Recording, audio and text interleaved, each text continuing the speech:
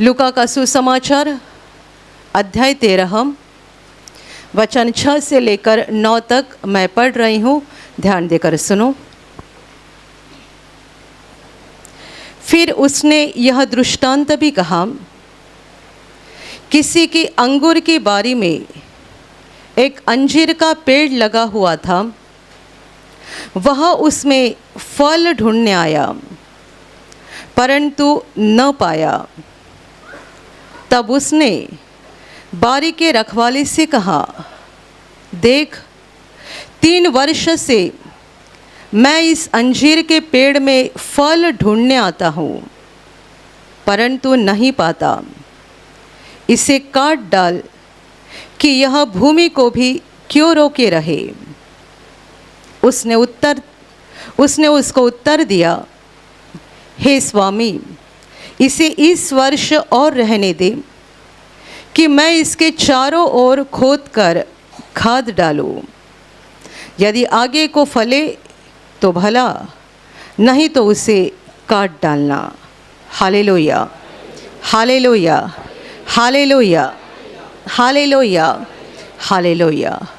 प्रभु यीशु ने यहाँ पर एक दृष्टांत बताया है, और इस दृष्टांत में वो कहता है कि किसी मनुष्य ने अपने दाख के बारी में एक अंजीर का पेड़ लगाया।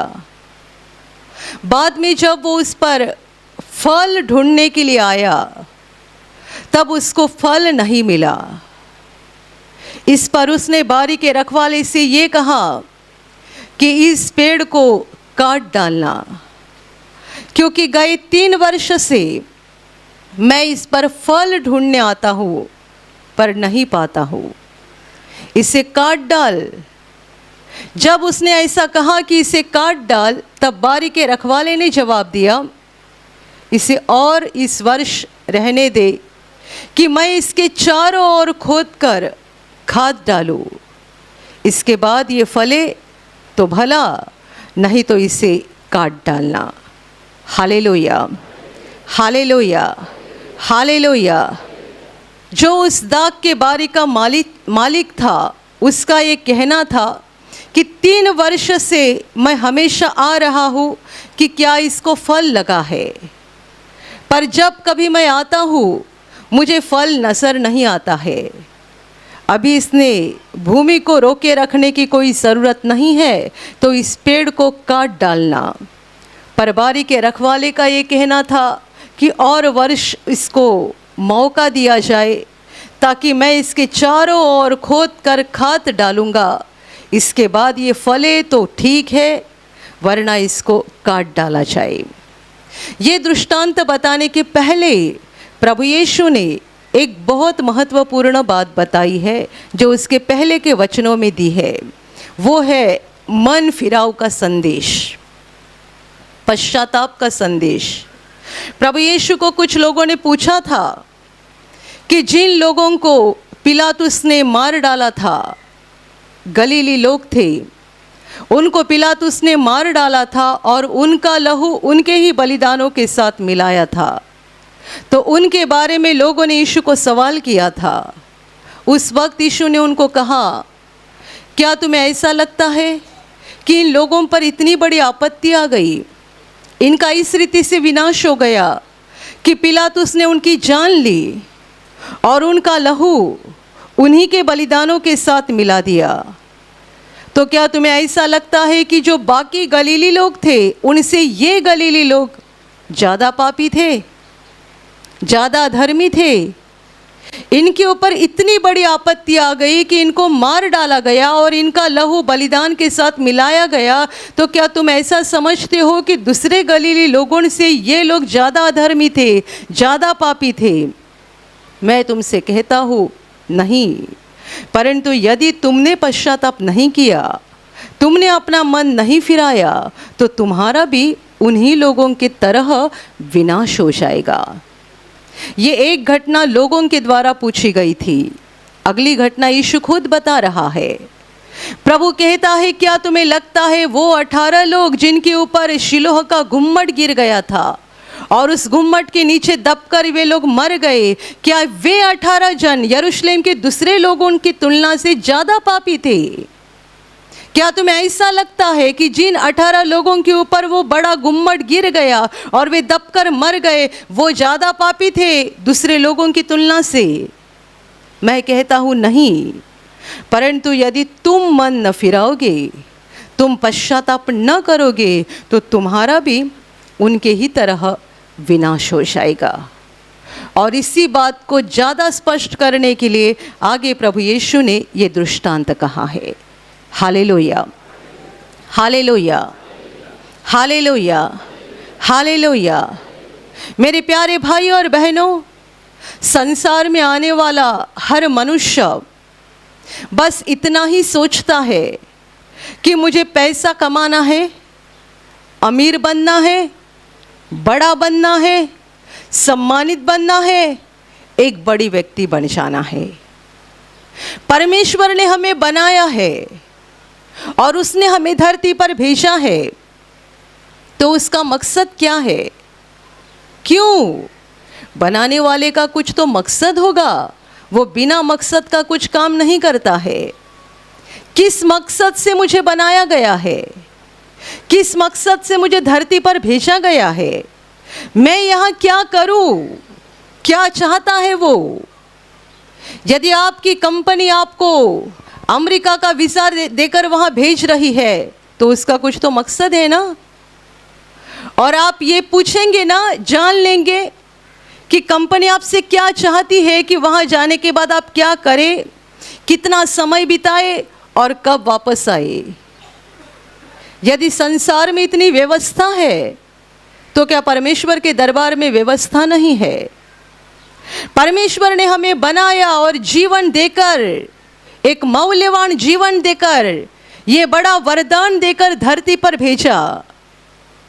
पर धरती पर पैदा होने के बाद लोग ये सोचते ही नहीं है कि मुझे परमेश्वर ने क्यों भेजा है, मकसद क्या है और मुझे वापस कब जाना है।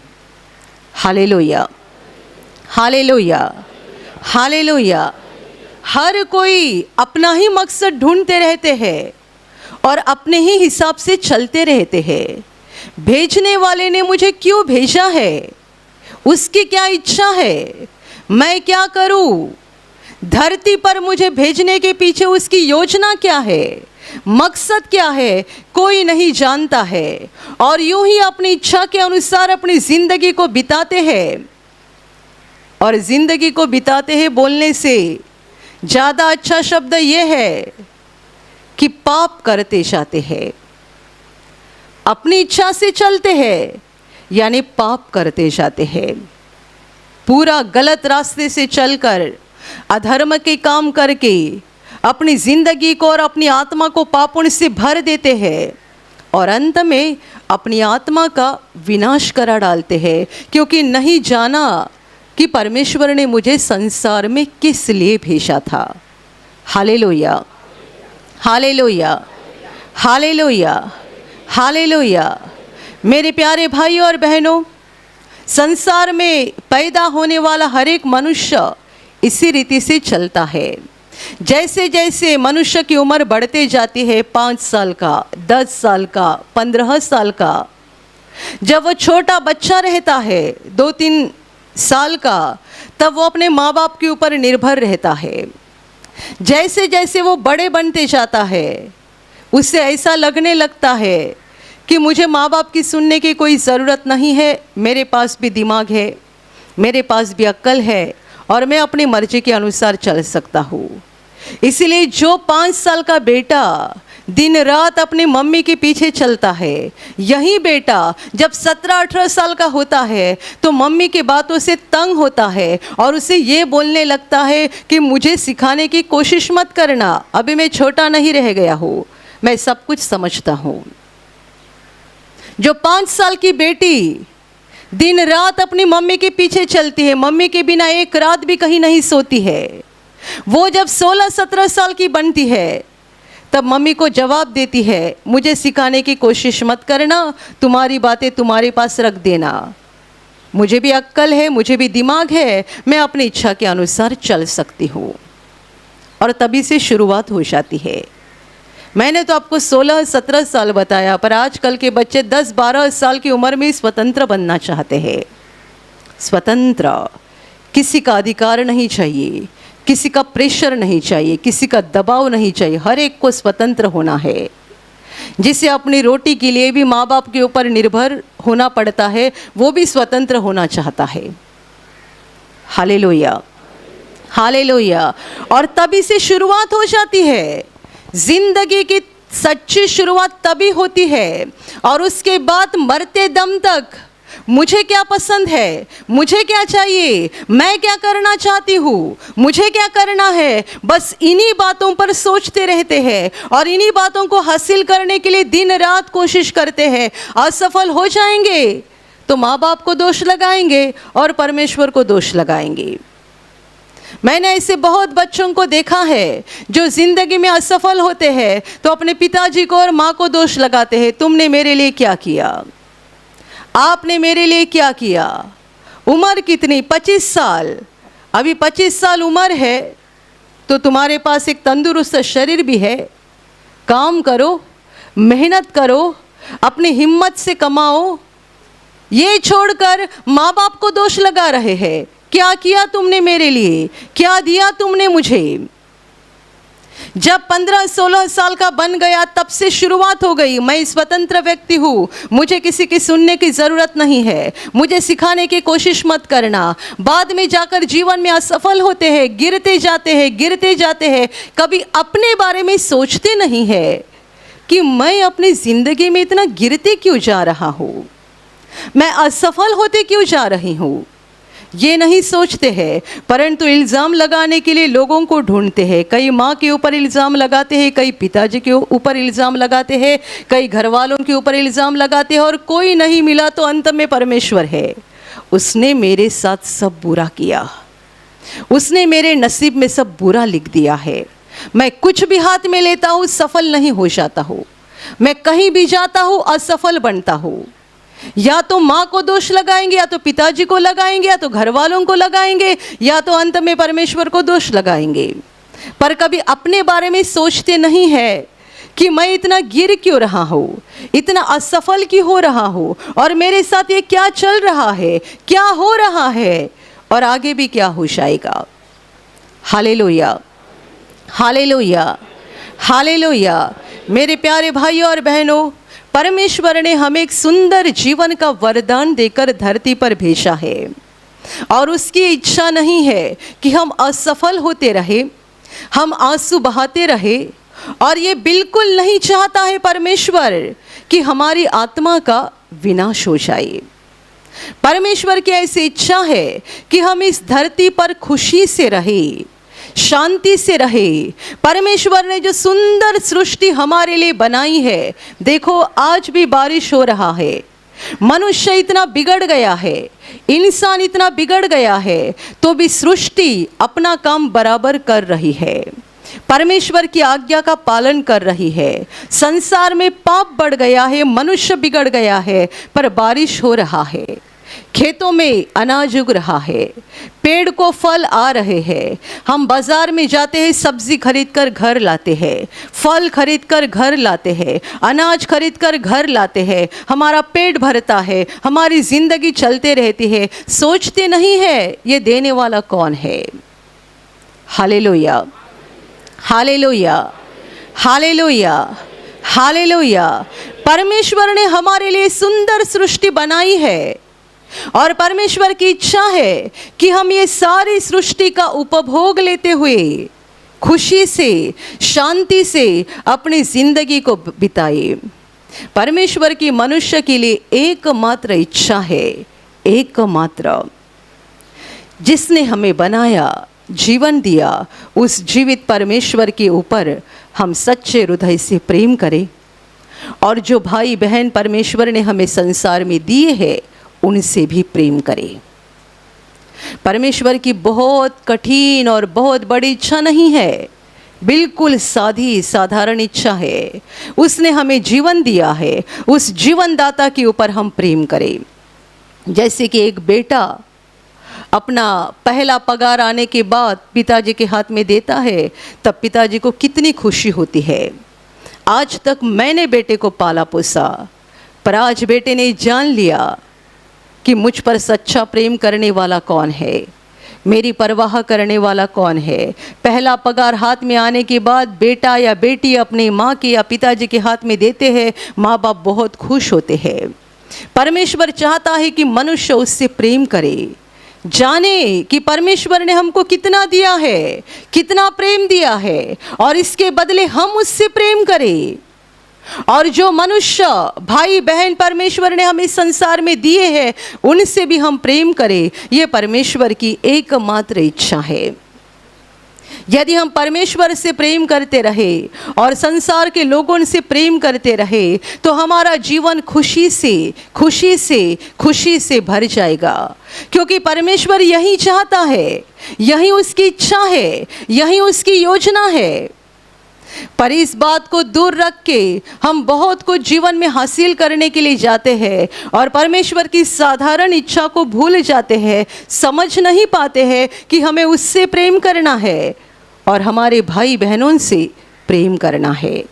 Hallelujah, hallelujah, hallelujah, hallelujah.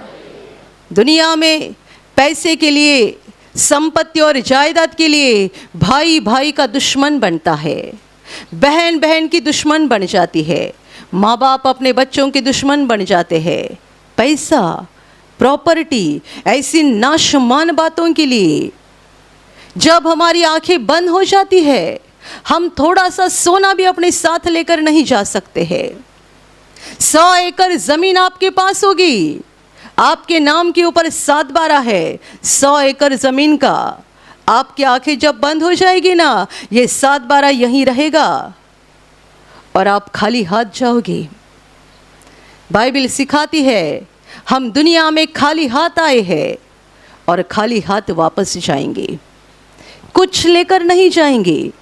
जिस सोने के लिए, जिस पैसे के लिए, जिस ज़मीन के लिए, जिस मकान के लिए, जिस गाड़ी के लिए, जिस प्रॉपर्टी के लिए अपने भाई के साथ दुश्मनी रखी, बहन के साथ दुश्मनी रखी, माँ बाप के दिल को दुख दिया, ये सारी बातों में से कुछ भी अपने साथ लेकर नहीं जाने वाले हैं। सब यहीं रहेगा, सब यहीं रहेगा। आपका पैसा, आपका सोना, आपकी ज़मीन। कितने लोग संसार में ऐसे हैं, सालों साल सगे भाई से बातचीत बंद है, सालों साल बहन से बातचीत बंद है, माँ से बातचीत बंद है, पिताजी से बातचीत बंद है, बोलना बंद। भाई से बोलते हैं नहीं, बहन से बोलते हैं नहीं, कोई माँ से नहीं बोलता, कोई पिताजी से नहीं बोलता। क्या चल रहा है? और आप देखेंगे ना तो हर एक की जड़ यही है, पैसा, संपत्ति, जायदाद। एक ही जड़, और इसी जड़ को सब जहरीले फल आ गए हैं। कोई भाई से सालों साल बात नहीं करता है, कोई बहन के साथ रिश्ता नहीं रखता है, कोई माँ बाप के साथ रिश्ता नहीं रखता है। परमेश्वर ने क्या हमें संसार में इसलिए भेजा है?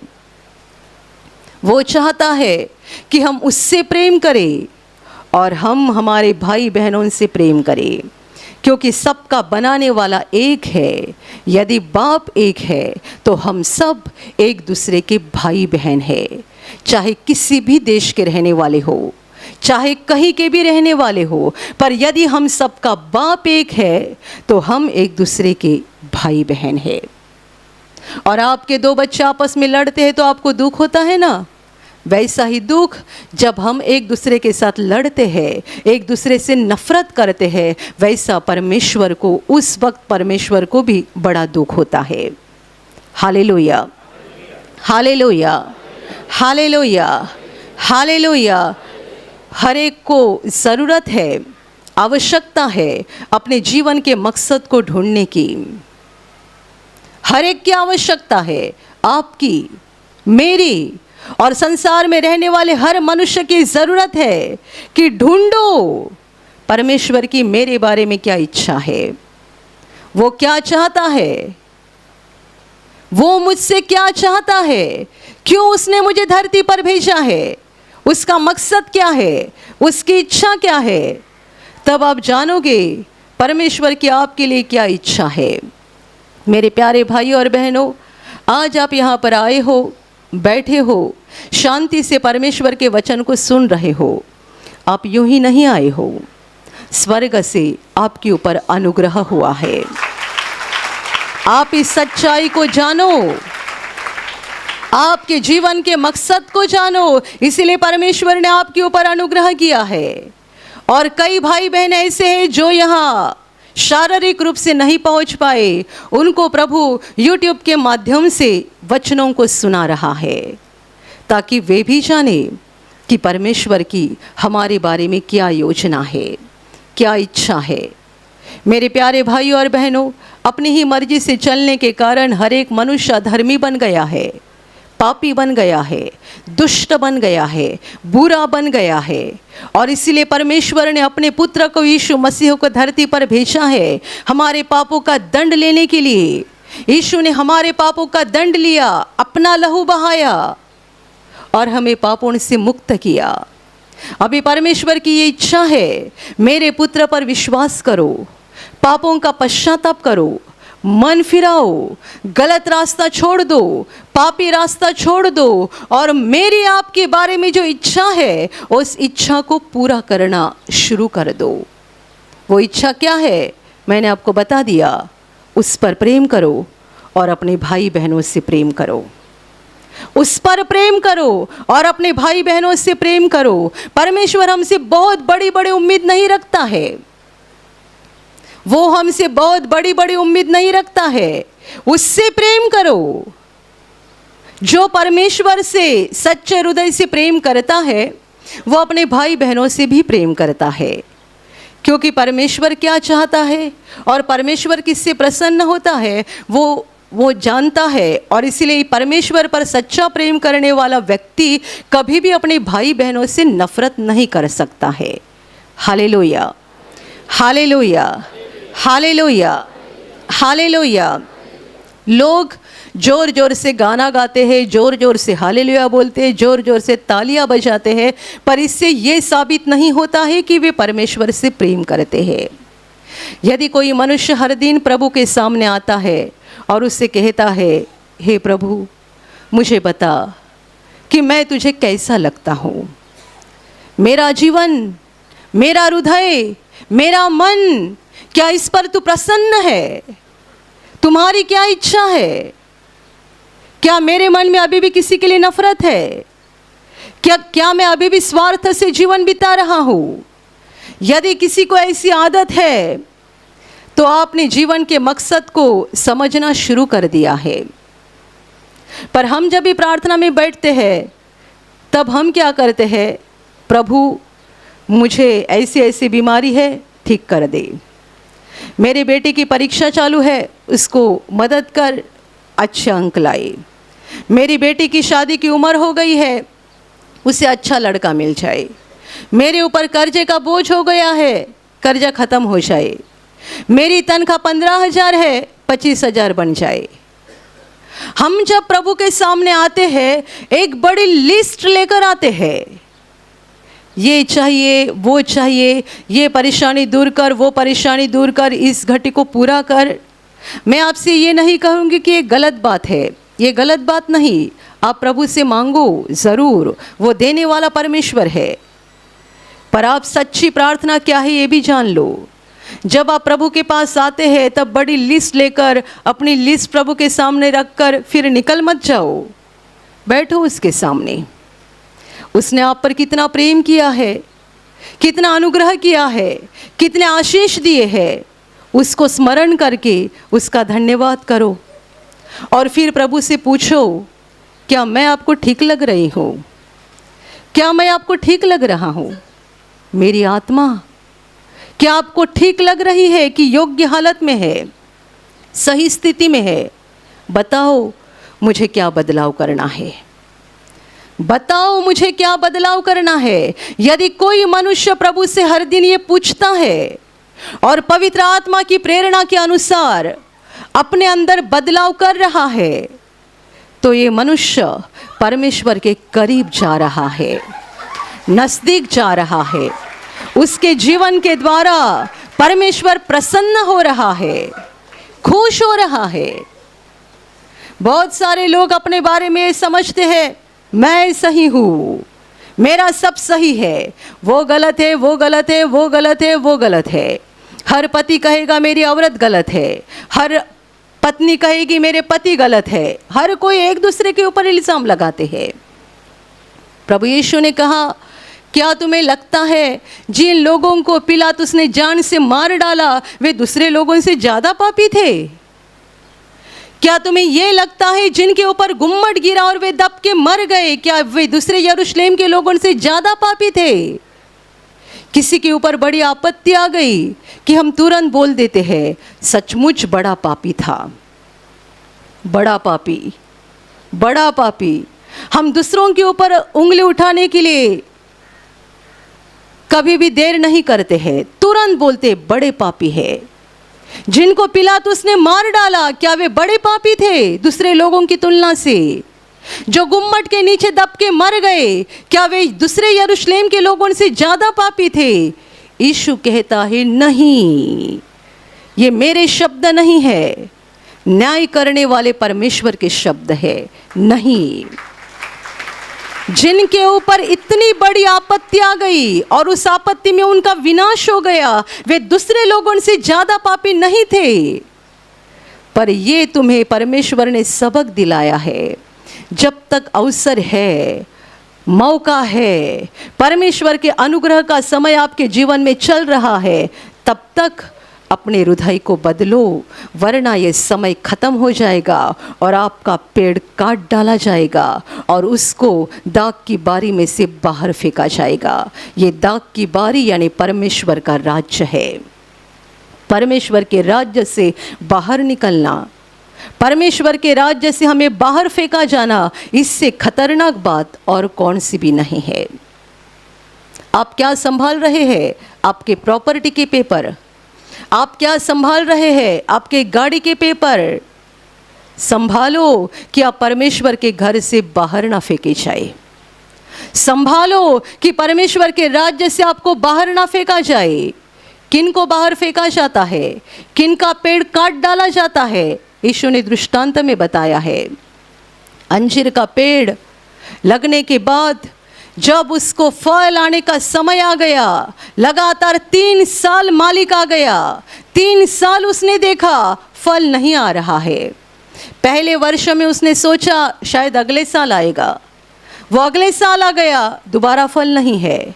तीसरे वर्ष आ गया तो भी फल नहीं है, तब वो नाराज हो गया और रखवाले से कहता है इसे काट डाल, ये ज़मीन को क्यों यूं ही रोके रहे, यहाँ दूसरा पेड़ लग सकता है, ये ज़मीन को क्यों रोके रहे, इसको तोड़ के बाहर फेंक डालो। तब रखवाले ने कहा और 1 साल मांगा, और 1 साल, ये बोनस साल मिल गया उस पेड़ को।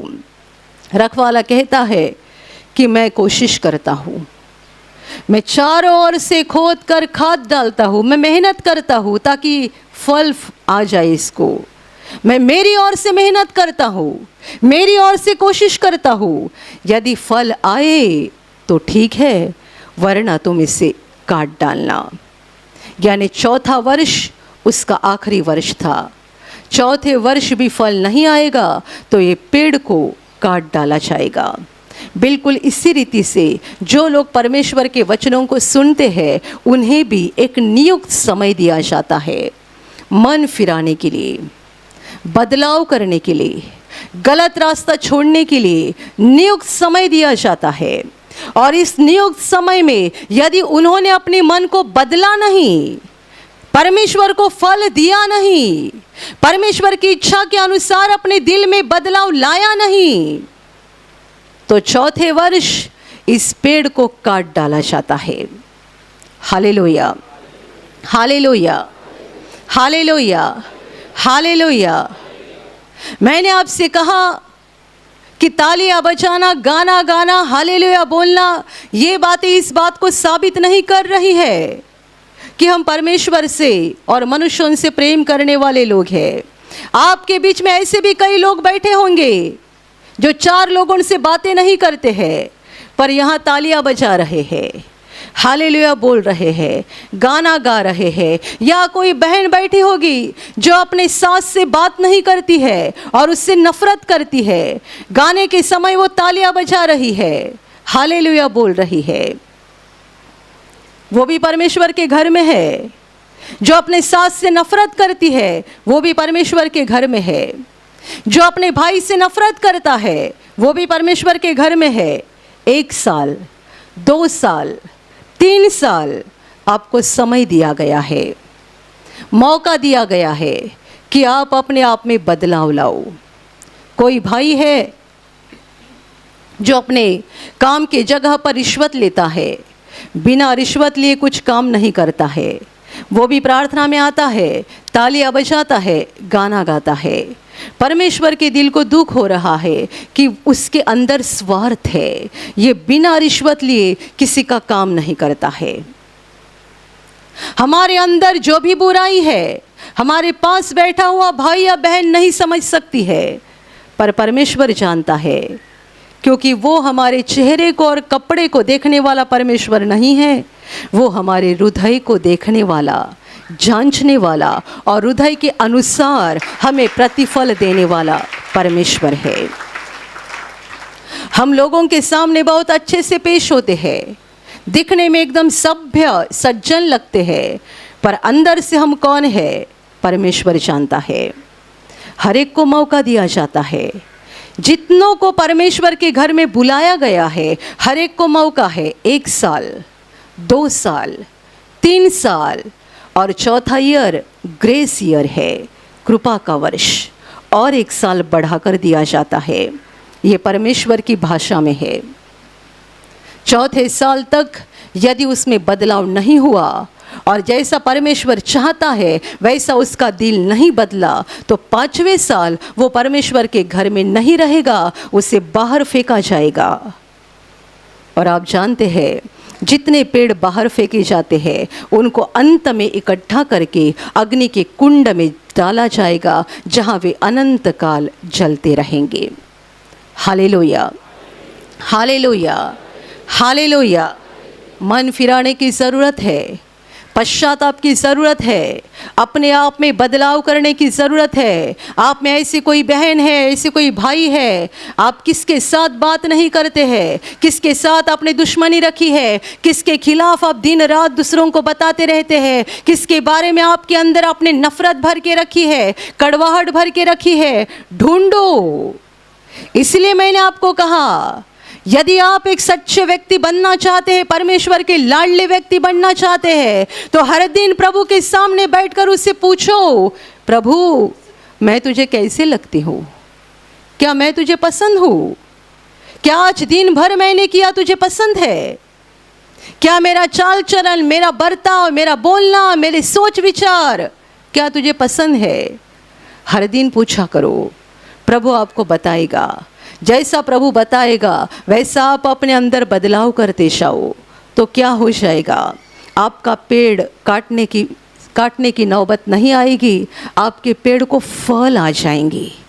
बदला हुआ हृदय जिसमें प्रेम भरा है, जो परमेश्वर से प्रेम करता है और मनुष्यों से प्रेम करता है, ये परमेश्वर को फल देने वाला पेड़ है। ये काटा नहीं जाएगा, ये परमेश्वर से आशीषित बन जाएगा।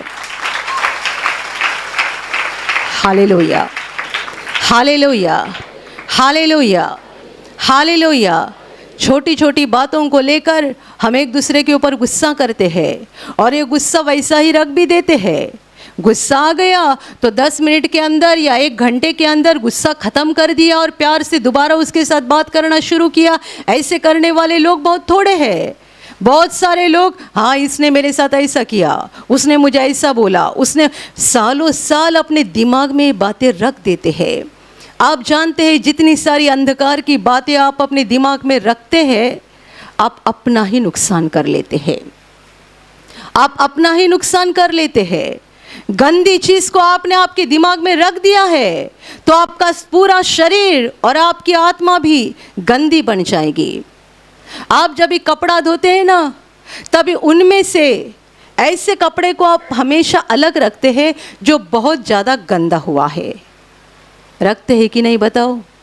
आपके घर में पोछा होगा, पोछा, आप अपने नए कपड़े के साथ उनको भिगाते हैं और नए कपड़े के साथ धोते हैं, इसको अलग रखते हैं। जो ज़्यादा गंदा है उसको अलग रखते हैं। हम घर में अनाज को साफ करते हैं, सब्जी को साफ करते हैं, हर गंदी बात को हम अलग कर देते हैं, निकाल डालते हैं। क्यों? यदि वो उसमें रही तो और ज़्यादा नुकसान करेगी और अच्छी चीज़ों को भी बिगाड़ देगी। बिल्कुल वैसे ही गंदी बात हम अपने दिमाग में रख देते हैं, उसको निकालते नहीं है। उसने मुझे ऐसा बोला, उसने मुझे वैसा बोला, इसने मेरा अपमान किया, अपने दिमाग में रख देते हैं। एक दिन, एक सप्ताह, एक महीना, 6 महीना, 1 साल निकालते ही नहीं है तो ये बात हमारे मन में सड़ जाती है और हमारे शरीर में रोग को तैयार करती है, बीमारी को तैयार करती है, क्योंकि हमने सही समय पर अपने मन को साफ नहीं किया। Hallelujah, hallelujah, hallelujah. मेरे प्यारे भाइयों और बहनों, अच्छे से जान लो, पैसा कमाना, काम धंधा करना, नौकरी करना, ये जिंदगी नहीं है, ये हमारे जीवन का मकसद नहीं है। पैसा हम कमाते हैं, नौकरी करते हैं, काम धंधा करते हैं अपनी ज़रूरतों के लिए, पर ये जिंदगी नहीं है। जिंदगी ये है कि हम परमेश्वर से प्रेम करें और मनुष्यों से प्रेम करें। हमारा हृदय जो पत्थर जैसा है वो नरम बन जाए। हमारा हृदय जो सूख गया है उसमें परमेश्वर का प्रेम भर जाए। हम परमेश्वर पर प्रेम करने वाले लोग बने, दूसरों पर प्रेम करने वाले लोग बन जाए। हमारे अंदर सच्चा बदलाव आ जाए ताकि हम परमेश्वर को फल देने वाले लोग बन जाए। Hallelujah, hallelujah, hallelujah, hallelujah. गलत रास्ता छोड़ दो, पापों का रास्ता छोड़ दो, परमेश्वर के वचनों को जान लो, समझ लो, उसकी इच्छा को जान लो और परमेश्वर के वचनों के अनुसार चलना शुरू करो। क्योंकि हम दूसरों के ऊपर बहुत उंगली दिखाते हैं और दूसरों के पाप बहुत ढूंढते हैं, भूल जाते हैं अपने पाप ढूंढने के लिए। दूसरों की गलती आसानी से देख सकते हैं और भूल जाते हैं अपनी गलती ढूंढने के लिए। अभी दूसरों की गलती ढूंढना बंद करो। यीशु कहता है ये मत कहो कि वे ज़्यादा पापी थे, किसी के ऊपर आपत्ति आ गई वे ज़्यादा पापी है, ऐसा बोलना बंद करो, ऐसा सोचना बंद करो। यदि किसी के ऊपर आने वाली आपत्ति देखी आपने तो उनके लिए प्रार्थना करो और आप खुद ढूंढो, कहीं मेरे ऊपर ऐसी आपत्ति ना आए, कहीं मेरे परिवार के ऊपर ऐसी आपत्ति ना आ जाए। मेरे जीवन में क्या गलत है, मेरे जीवन में क्या टेढ़ा है, मेरे जीवन में क्या है जो परमेश्वर को पसंद नहीं है, मेरे जीवन में शैतान के लिए मैंने कहाँ दरवाज़ा खुला रखा है। आप ये ढूंढो और शैतान के लिए जो दरवाज़ा खुला है वो बंद कर दो। परमेश्वर की इच्छा के अनुसार चलो ताकि आपके जीवन को फल आ जाएंगे। परमेश्वर आपके ऊपर प्रसन्न हो जाएगा। आपके जीवन का पेड़ काटा नहीं जाएगा परंतु परमेश्वर के आशीष उसके ऊपर आ जाएंगे। आप बहुतायत से फल लाओगे और हमारे लिए बहुत अच्छी बात हो जाएगी। हम अनंत काल परमेश्वर के घर में बने रहेंगे और परमेश्वर के साथ रहेंगे। Hallelujah, hallelujah, hallelujah, hallelujah. और अभी प्रार्थना करने का समय है। आप विश्वास करो कि एक पल में प्रभु यीशु आपको छूकर चंगाई देगा।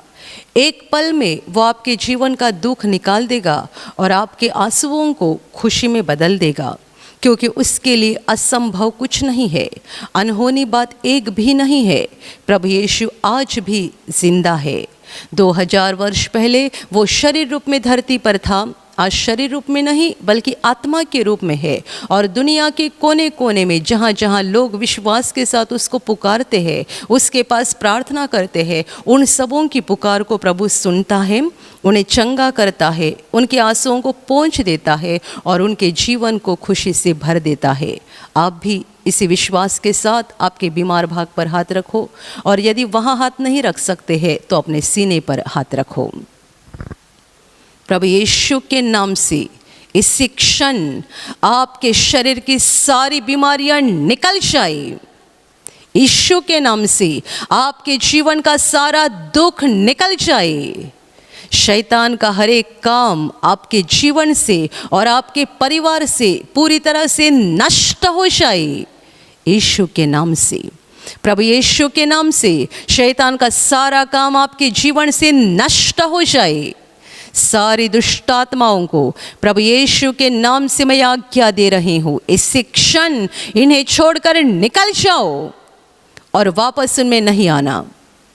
इसी क्षण प्रभु का महान सामर्थ्य आपके ऊपर आ जाए। प्रभु का महान सामर्थ्य आपके ऊपर आ जाए। प्रभु का महान सामर्थ्य आपके ऊपर आ जाए।